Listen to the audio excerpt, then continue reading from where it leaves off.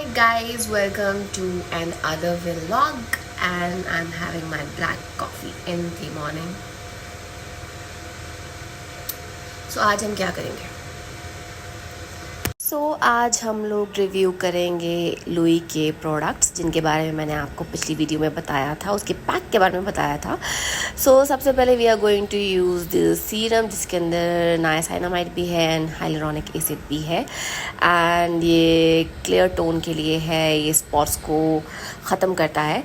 तो yes, I am going to apply it. इससे पहले मैंने सिर्फ और सिर्फ रोज़ वाटर अपने मुंह पे स्प्रेड किया था फेस वॉश करने के बाद।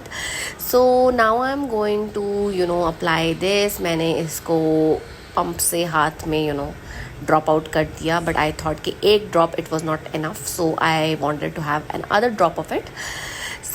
येस, इसके बाद I am going to 2 drops मैंने लिए हैं and now I am going to rub it on my palm and then apply it on my face. इसका जो टेक्सचर था वो काफ़ी ज़्यादा ऐसा लग रहा था कि स्टिकी सा है एंड दैट्स वाई इसको अब्जॉर्ब होने में थोड़ा सा टाइम लगेगा। एंड इसकी डायरेक्शंस में भी ये वाली चीज़ लिखी हुई है कि जब तक ये फुली एब्जॉर्ब ना हो जाए देन तब तक आप लोगों को इसको डैप करना है, रब करना है। तो लगाने में तो इसका texture it was really nice और मुझे अच्छा लगा। ये इसकी पैकेजिंग भी अच्छी है। उसके बाद मैंने इसको पैकेजिंग में वापस डाल दिया and now obviously 10 to 20 seconds का वो जो एक गैप दूसरे प्रोडक्ट के बीच में रखना चाहिए वो I am going to keep it. Serum लगा लिया and serum was quite refreshing on my face. It felt lightweight, though sticky formula, but yes, it was lightweight. Now what I was thinking is कि बस थोड़ा सा break देने के बाद अब मैं नेक्स्ट प्रोडक्ट के ऊपर चलूँ एंड जो मेरा नेक्स्ट प्रोडक्ट है दैट इज़ लुई का मॉइस्चराइज़र, ऑयल फ्री मॉइस्चराइज़र। इसके बारे में भी मैंने आप लोगों को बताया था। ये भी इसकी फ्रेगरेंस भी अच्छी थी एंड इसका जो फॉर्मूला है वो जब मैंने अपने पाम पे लिया मुझे लगा कि इतना काफ़ी है बिकॉज़ ये भी लाइट वेट है, ऑयल फ्री होगा, कॉम्बिनेशन मेरी स्किन है तो इसका मुझे टेक्सचर अच्छा लग रहा था, इसकी मुझे फ्रेगरेंस अच्छी लग रही थी and then I am going to apply it on my cheeks and on my whole face। तो मतलब it was quite moisturising. Moisturiser इतने ज़्यादा थिक नहीं होने चाहिए, इतने ज़्यादा उनका टेक्सचर थिक नहीं होना चाहिए कि because now days it's summers, range आती हैं, फिर ह्यूमिड होता है काफ़ी ज़्यादा कि फेस के ऊपर ऐसा लगे कि यार लेयरिंग की हुई है तो वो बहुत ज़्यादा कुछ चीज़ें लगा दी हैं। तो जब मैंने सीरम के बाद ये मॉइस्चराइज़र लगाया तो मुझे बहुत ज़्यादा it felt like really light on my face. I was quite happy. फिर मैंने इसको हाथों पे लगाया, मैंने अपने आर्म्स के ऊपर लगाया और मुझे ऐसा लग रहा था कि या जो मैं एक प्रोडक्ट से I require kind of glow तो वो मुझे मिल रही थी।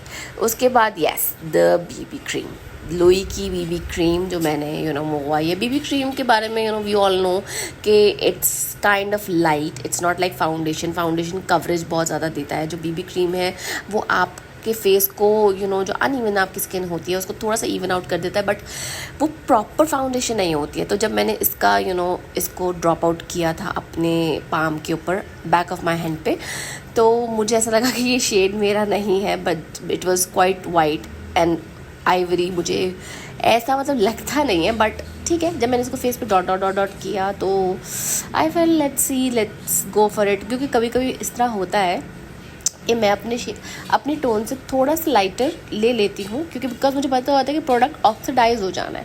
तो जब ऑक्सीडाइज हो जाता है तो वो खुद ही फिर शेड आपका इक्विवेलेंट हो जाता है, तो उससे ज़्यादा कोई फ़र्क नहीं पड़ता। तो I thought that let's just see how the results are and as expected from the BB creams के साथ मेरा एक्सपीरियंस इतना कोई ज़्यादा अच्छा नहीं है। मैं कहती हूँ BB क्रीम में इन्वेस्ट करने से बेटर है कि आप किसी फाउंडेशन में इन्वेस्ट कर लें, बिकॉज आपको थोड़ा बहुत कवरेज चाहिए होता है तो फाउंडेशन या कंसीलर भी वो कवरेज दे रहा होता है। बट येस, इनकी BB क्रीम भी काफ़ी लाइट वेट थी।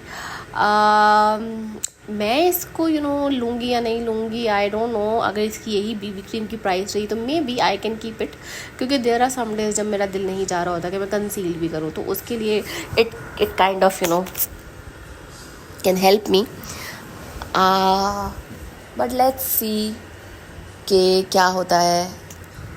सो यार जब मैं बीबी क्रीम अपने फेस पे लगा रही थी तो मुझे ऐसा लग रहा था कि मेरे कोई भी मार्क्स या स्पॉट्स कवर नहीं हो रहे हैं, बट या थोड़ा बहुत मुझे थोड़ा सा अनइवन जो मेरी स्किन थी वो इवन आउट हो रही थी।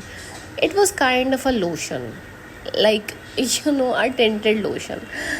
सो यस, फिर जब मैंने पूरे फेस पे इसको रब कर लिया तो आई थॉट या फाइन, मतलब I was not fully satisfied, but yeah let's see how it goes for like 2-3 hours के बाद कैसा होता है। देन मैंने अपना लिप ग्लॉस लगाया, it's in a lipstick form, and then I was all ready. And मैं देख रही थी कि इसके किस तरीके से अगर ये अपना थोड़ा सा शेड बदलती है या नहीं बदलती। बट मॉइस्चराइज़र एंड सीरम के लिए I do a thumbs up, BB cream के लिए I am sceptical, let's see what happens with this. क्योंकि ऑब्वियसली अगर बीबी क्रीम लगा के बाहर जा रहे हैं तो वी हैव टू सी कि कितने अच्छे से ये आपके फेस पे रहती है, कितनी देर रहती है, या फिर ऐसा होता है कि ये बाकी की जो लेयरिंग की है उसको लगाने के बाद ज़्यादा ऑयली हो जाए या कुछ भी। सो या, thank you so much for watching.